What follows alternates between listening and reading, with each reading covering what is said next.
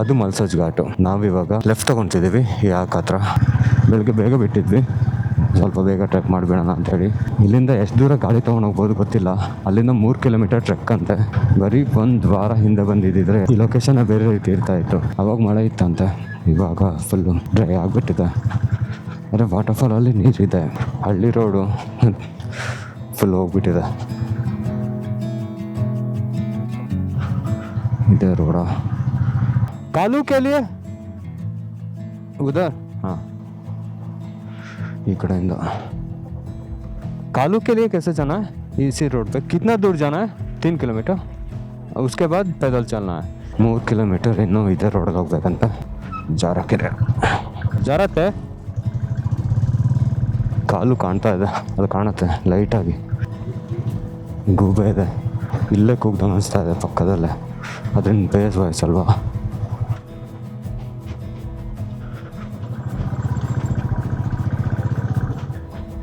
ಓಹ್, ಏನು ಮಾಡೋದು? ತೊಗೊಂಡು ಹೋಗೋದಾ ಅಂತ ಗೊತ್ತಿಲ್ಲ. ಹೋಗ್ಬೋದು. ಹಾಂ ಹಾಂ.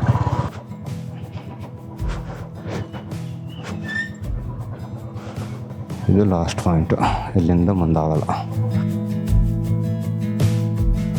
ಇಲ್ಲೊಂಚೂರು ದಾಟ್ಸಿರೋ ಗಾಡಿಯಲ್ಲೇ ಮುಂದೆ ಹೋಗ್ಬೋದು, ಆದರೆ ಬೇಡ, ಟಾಪ್ ಬಾಕ್ಸ್ ಎಲ್ಲ ಇದೆಯಲ್ಲ, ಅದಕ್ಕೆ ಬೇಡ ಅಂತ ಅಂದ್ಕೊಂಡು ನಡ್ಕೊಂಡು ಹೋಗೋ ಪ್ಲ್ಯಾನ್ ಮಾಡಿದ್ವಿ. ಇಲ್ಲಿಂದ ವ್ಯೂ ಸಖತ್ತಾಗಿದೆ. ಇದೆಲ್ಲ ಗೊತ್ತಾಗಲ್ಲ ನಿಮಗೆ. ಅಲ್ಲೊಂದು ವಾಟರ್ಫಾಲ್ ಕಾಣುತ್ತೆ, ಇದು ಕಾಲು ವಾಟರ್ಫಾಲ್.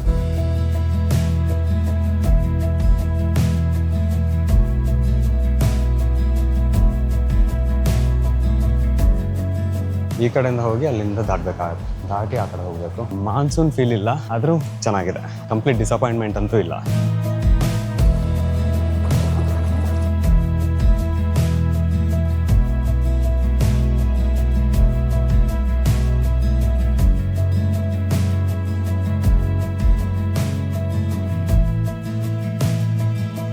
ಮೇಲತ್ತ ಶುರು ಮಾಡಿದ್ವಿ, ಇವಾಗಲೇ ಸುಸ್ತಾಯಿತು.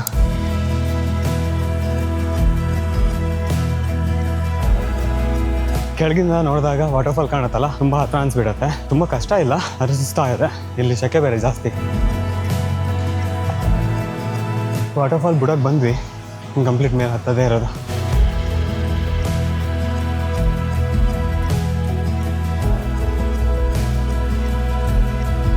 ನೋಡಿದಷ್ಟು ಈಸಿ ಅನ್ಸಲ್ಲ. ಇಲ್ಲಿ ಮೇಲೆ ಹತ್ತಕ್ಕಿದೆ, ಸಿಕ್ಕಾಪಟ್ಟೆ ಸುಸ್ತಾಗುತ್ತೆ. ಇವಾಗ ಅಲ್ಲೇ ವಾಟರ್ಫಾಲ್ ಇದೆ. ಸುಸ್ತಾಗ್ಬಿಡ್ತು, ಫುಲ್ ಸ್ಟೀಪ್ ಇದೆ, ಸಾಗಬೇಕಾಯ್ತು. ಇನ್ನು ಮೇಲೆ ಮೇಲೆ ಹೋಗ್ತಾನೆ ಇದೆ. ಚೆನ್ನಾಗಿದೆ ಇಲ್ಲಿಂದ.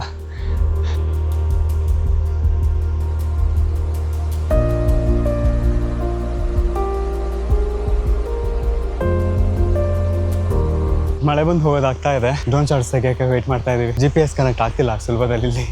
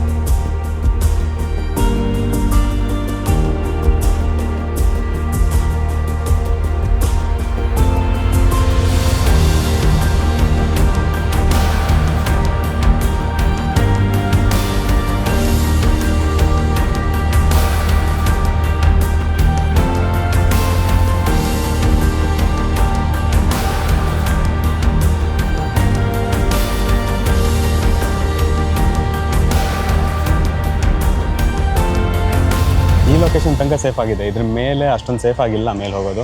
ಇನ್ನು ಮೇಲೆ ಹೋಗೋಕ್ಕಾಗಲ್ಲ. ಕಾಲು ವಾಟರ್ಫಾಲ್ನ ಸ್ವಲ್ಪ ಸೇಫ್ ಆಗಿ ಹತ್ತಿರದಿಂದ ನೋಡೋಕ್ಕಿರೋ ಜಾಗ ಇದು. ಹೊರಡೋಣ ಇಲ್ಲಿಂದ. ಮಳೆಗಾಲದಲ್ಲಿ ಇನ್ನೂ ಕಷ್ಟ ಆಗ್ತಿದೆ.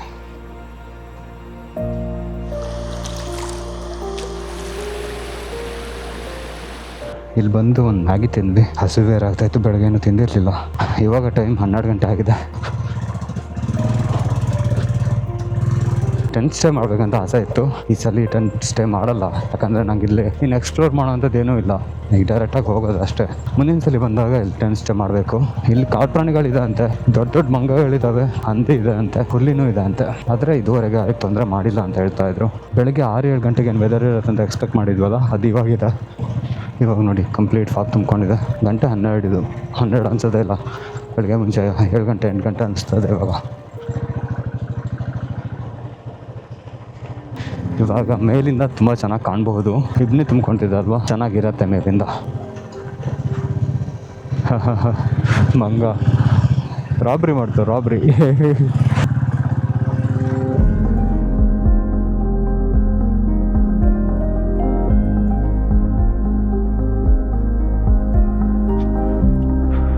ಚೆನ್ನಾಗಿ ಕಾಣ್ತಾ ಇದೆ ಇವಾಗ.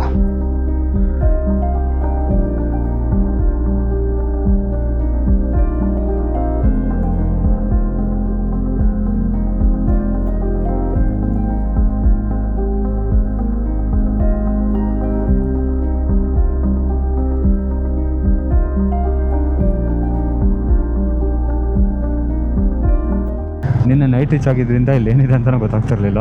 ಆ ಕಡೆ ಒಂದು ಲೇಕ್ ಥರ ಇದೆ, ಅದು ಡ್ಯಾಮಾ ಲೇಕ್ ಅಂತ ಅರ್ಥ ಆಗಿಲ್ಲ. ತುಂಬ ದೊಡ್ಡದಿದೆ ಅದು. ಸ್ಟೇ ಮಾಡಿದ್ದೀವಿ ಇಲ್ಲೇ. ಇಲ್ಲಿಂದ ಇವಾಗ ಹೊರಡ್ತಿದ್ದೀವಿ. ಹೋಗೋಣ.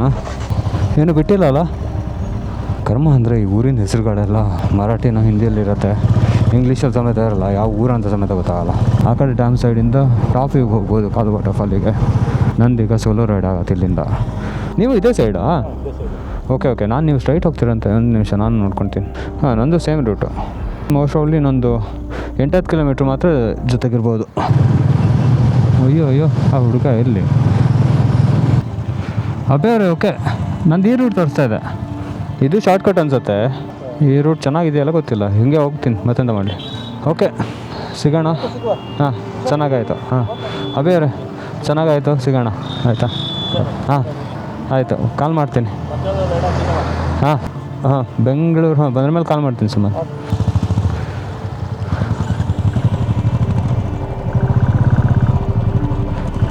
ನಾನು ಒಬ್ಬನೇ ಆದೆ.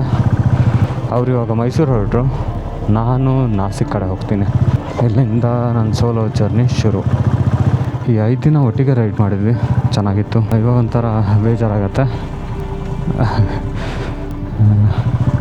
ಇಲ್ಲ, ಅವ್ರಿಗೆ ಹೋಗಬೇಕಿತ್ತು. ನಾನೊಂದು ಸ್ವಲ್ಪ ಎಕ್ಸ್ಟೆಂಡ್ ಮಾಡಿಕೊಂಡೆ.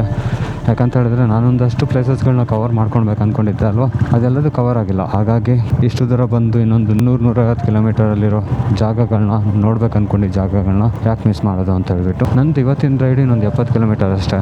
ಅವ್ರು ಎಲ್ಲಿ ತನಕ ಆಗುತ್ತೆ ಅಲ್ಲಿ ತನಕ ರೈಡ್ ಮಾಡಿ ಹೋಗಿ ಅಲ್ಲೇ ಸ್ಟೇ ಮಾಡಿ ಅಲ್ಲಿಂದ ಮತ್ತೆ ಮೈಸೂರಿಗೆ ಕಂಟಿನ್ಯೂ ಮಾಡ್ತಾರೆ. ಇದು ಯಾವುದೋ ಹಳ್ಳಿ ದಾರಿ ತೋರಿಸ್ತಾ ಇದೆ. ಒಬ್ಬನೇ ರೈಡ್ ಮಾಡ್ಕೊಂಡು ಬಂದಾಗ ಅದು ಮೈಂಡ್ ಸೆಟ್ ಆಗಿರುತ್ತೆ. ಈಗ ಯಾರಾದರೂ ಫ್ರೆಂಡ್ಸ್ ಸಿಕ್ಕಿದ್ದಾಗ ಒಂಥರ ಬೇಜಾರು ಸ್ಟಾರ್ಟ್ ಆಗಿಬಿಡತ್ತೆ. ಒಂದು ಸ್ವಲ್ಪ ಹೊತ್ತು ಬೇಕು ನಂಗೆ ಅಡ್ಜಸ್ಟ್ ಆಗೋಕ್ಕೆ. ಈ ಹಸಿರಾಗಿರೋ ಬೆಟ್ಟ ನೋಡೋಕೆ ಇನ್ನೂ 1 ವರ್ಷ ವೆಯ್ಟ್ ಮಾಡಬೇಕಾಗತ್ತೆ. ಹಾಗಾಗಿ ನಮ್ಮ ರೈಡ್ನ ನಾವು ಕಂಟಿನ್ಯೂ ಮಾಡೋಣ.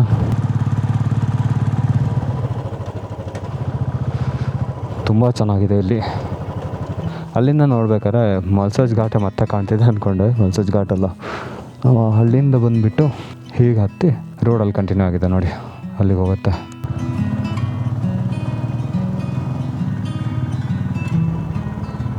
ದಿನ ಏನಿಲ್ಲ ಅಂದರೆ ಒಂದು 100-200 ಕಿಲೋಮೀಟರ್ ರೈಡ್ ಮಾಡ್ತಾನೆ ಇದ್ವಿ. ಇವತ್ತೇ ಮೋಸ್ಟ್ಲಿ ತುಂಬ ಕಮ್ಮಿ ಅನಿಸುತ್ತೆ. ಹೆಚ್ಚು ಕಮ್ಮಿ ನಂಗೆ ಇದೊಂದು 70 ಕಿಲೋಮೀಟರ್ ರೈಡು. ಈ ಹಳ್ಳಿ ನೋಡಿ ತುಂಬ ಚೆನ್ನಾಗಿದೆ. ಎಲ್ಲ ಗದ್ದೆಗಳು, ಸ್ಟೆಪ್ ಗದ್ದೆಗಳು ಕಾಣ್ತಾ ಇದ್ದಾವೆ. ಒಂದು ಯಾವ ಊರು ಅಂತಾದರೂ ಗೊತ್ತಾಗ್ಲಿಕ್ಕೆ ಒಂದು ಇಂಗ್ಲೀಷಲ್ಲಿ ಬೋರ್ಡ್ ಇದ್ದರೆ ಆಗೋದು. ಎಲ್ಲೆಲ್ಲೂ ಒಂದು ಇಂಗ್ಲೀಷಲ್ಲಿ ಬೋರ್ಡ್ ಸಿಗೋಲ್ಲ. ಪೂರ್ತಿ ವಿಂಟೇಜ್ ಫೀಲಿಂಗ್ ಬರ್ತಾ ಇದೆ. ಆ ಬಸ್ ನೋಡಿ ಅಲ್ಲಿ.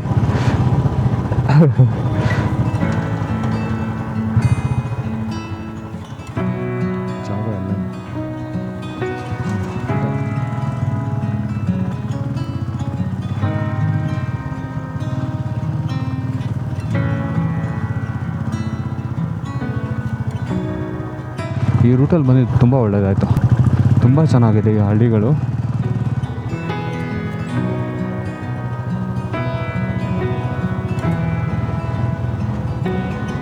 ನಾರ್ತ್ ಈಸ್ಟಿನ ಫೀಲ್ ಬರುತ್ತೆ ಇಲ್ಲಿ. ನಂಗೆ ರೋಡ್ ಮಿಸ್ ಆಯಿತು. ನಾನು ಕೆಳಗಿನ ರೂಟಲ್ಲಿ ಹೋಗಬೇಕಿತ್ತು, ಮಿಸ್ ಆಗಿ ಮೇಲಿನ ರೂಟಲ್ಲಿ ಹೋಗ್ಬಿಟ್ಟೆ. ಒಂದೊಂದು ವಾಟರ್ಫಾಲ್ ಬೇರೆ ಇದೆ, ತುಂಬ ಚೆನ್ನಾಗಿದೆ ಅದು. ಹೀಗಿದೆ. ಸ್ಟೆಪ್ ಇದೆ, ಸಖತ್ತಾಗಿದೆ. ಹೇಗೆ ಕರ್ಕೊಂಡು ಹೋಗಿದೆ ಅದು. ಗೋಲ್ಡನ್ ಅವರ್ಸ್ ಥರ ಆಗಿದೆ ಈಗ. ಈ ಹಳ್ಳಿ ಹೆಸರು ಕೇತೆವಾಡಿ ಅಂತ. ಅಲ್ಲೊಂದು ಡ್ಯಾಮ್ ಬೇರೆ ಇದೆ. ಕಂಪ್ಲೀಟ್ ಅಗ್ರಿಕಲ್ಚರ್ ಮೇಲೆ ಡಿಪೆಂಡ್ ಆಗಿದ್ದಾರೆ ಅನ್ಸುತ್ತೆ. ಇಲ್ಲಿ ಎಲ್ಲ ಕಡೆ ಗದ್ದೆಗಳು ಸಿಗುತ್ತೆ. ಓಹ್, ಚೆನ್ನಾಗಿದೆ ಇದು. ಸ್ವಲ್ಪ ಮಾತ್ರ ಓವರ್ಫ್ಲೋ ಆಗ್ತಾಯಿದೆ, ತುಂಬ ಆಗ್ತಾಯಿಲ್ಲ. ಚೆನ್ನಾಗಿದೆ. ಮಳೆಗಾಲದಲ್ಲಂತೂ ತುಂಬ ಚೆನ್ನಾಗಿರತ್ತೆ ಇದು. ಒಂದು ಹಳ್ಳಿ ದಾಟ ಆಯಿತು, ಈಗ ಮತ್ತೊಂದು ಗುಡ್ಡ, ಮತ್ತೊಂದು ಹಳ್ಳಿ. ಇಲ್ಲಿಂದನೂ ಕಾಣುತ್ತೆ ಡ್ಯಾಮ್, ತುಂಬ ಚೆನ್ನಾಗಿ ಕಾಣ್ತಿದೆ.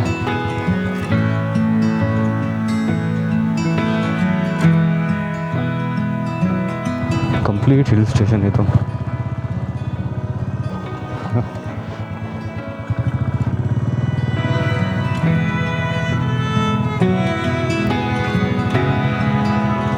ಇಲ್ಲಿ ಪಬ್ಲಿಕ್ ಟ್ರಾನ್ಸ್ಪೋರ್ಟ್ ಇರತ್ತಾ? ಅದೊಂದು ಡೌಟು. ರೋಡು ಇಲ್ಲ ಇಲ್ಲಿ ಪ್ರಾಪರಾಗಿ. ಇದೇ ಕಿತ್ತೋಗಿದ್ದು ರೋಡ್ ಒಂದೇ ಇರೋದು. ಈ ಕಡೆಯಿಂದ ಬಂದಿದ್ದು ಮಾತ್ರ ಒಳ್ಳೇದಾಯಿತು. ತುಂಬ ಒಳ್ಳೆಯ ನೆನಪುಗಳಿವು. 5 ಆಯಿತು. ನಾನು ಸ್ಟೇ ರೀಚ್ ಆಗಬೇಕಾದ್ರೆ 7-7:30 ಮೇಲೆ ಆಗುತ್ತೆ. ಸ್ಕೂಲ್ ಮಕ್ಕಳು ನೋಡಿ ಅಲ್ಲಿ ಜಗಳ ಆಡ್ತಿದಾರ, ಹೊಡೆದಾಡ್ಕೊತಿದಾರ.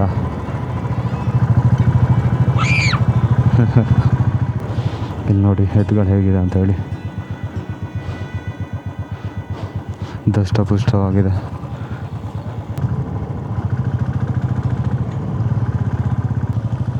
ಇದಿವಾಗ ಪಲ್ಸುಂಡೆ ಅಂತ ಹಳ್ಳಿ. ಈಗ ಮತ್ತೆ ಕೆಳಗಿಳಿತಿದ್ದೀವಿ. ಈ ರೀತಿ ಏನು ದೊಡ್ಡ ದೊಡ್ಡ ಗುಡ್ಡಗಳಿದೆ ಈ ಕಡೆ ಕಾಣ್ತಾ ಇಲ್ಲ. ಇವಾಗ ಮೋಸ್ಟ್ಲಿ ಇದೇ ಗುಡ್ಡದ ಸೈಡಿಂದ ಹೋಗ್ತೀವಿ ಅನ್ಸುತ್ತೆ. ಇಲ್ಲಿಂದ ಇನ್ನೂ 1.5 ಗಂಟೆ ಜರ್ನಿ ಇದೆ. ಇನ್ಯಾವ ಗುಡ್ಡ ಹತ್ತೋದಿಲ್ಲ ಅಂದ್ಕೊಂಡಿದ್ದೀನಿ. ಇಲ್ಲಿ ಕೆಳಗಿಳಿದು ಮತ್ತೆ ಹೈವೇ ಕನೆಕ್ಟ್ ಆಗುತ್ತೆ. ಕಾಫಿ ಕುಡಿಯೋಕೆ ಮನಸ್ಸಾಯಿತು, ಕಾಫಿ ಸಿಕ್ಕಿಲ್ಲ. ಟೀ ಸಿಕ್ತು. ನಂದು ಈ ರೈಡಲ್ಲಿ ಚೆನ್ನಾಗಿರೋ ಟೀ ಸಿಕ್ಕಿದ್ದು ಫಸ್ಟೇ. ಇದು ಮಹಾರಾಷ್ಟ್ರ ಸ್ಟೇಟ್ ಹೈವೇ 21 ಅಂತೆ. ಧರ್ಮಗಾಂವ್ ಫಟ್ ಅಂತ ಹೇಳ್ಬಿಟ್ಟು ಯಾವುದೋ ಊರಿದು. ಇಲ್ಲಿಂದ ಇನ್ನೊಂದು 37 ಕಿಲೋಮೀಟರ್ ಆಗುತ್ತೆ. ನಾನು ಎಲ್ಲಿ ಸ್ಟೇ ಬುಕ್ ಮಾಡಿದ್ದೀನಿ ಅದಕ್ಕೆ. ಮಹಾರಾಷ್ಟ್ರ ಬಂದ ಮೇಲೆ ಕಂಟಿನ್ಯೂಸ್ ಆಗಿ ಇಂಥ ಕೆಟ್ಟದಾಗ ಹೈವೇ ಸಿಕ್ಕಿರಲಿಲ್ಲ. ದಾರಿ ಕೆಟ್ಟದಾಗ ಇದನ್ನು ಪ್ರತಿ ಹಳ್ಳಿನೂ ಚೆನ್ನಾಗಿತ್ತು. ಮತ್ತು ಜನಗಳು ಅಷ್ಟೇ ನಿಂತು ಮಾತಾಡಿಸ್ತಾರೆ ಎಲ್ಲಿ ಏನು ಅಂತ ಹೇಳ್ಬಿಟ್ಟು. ಸ್ಟೇಟ್ ಹೈವೇ 41ಇಂದ 44ಗೆ ಕನೆಕ್ಟ್ ಆಯಿತು. ಇಲ್ಲಿಂದ 26 ಕಿಲೋಮೀಟರ್. 50 ನಿಮಿಷ ತೋರಿಸ್ತಾ ಇದೆ. ಬಂತು ಹಾಸ್ಟೆಲರ್ ಅಂತ ಹೇಳ್ಬಿಟ್ಟು. ತುಂಬ ಒಳ್ಳೆ ಲೊಕೇಶನಲ್ಲಿದೆ. ಬೆಳಗ್ಗೆ ಗೊತ್ತಾಗುತ್ತೆ ನಿಮಗೆ.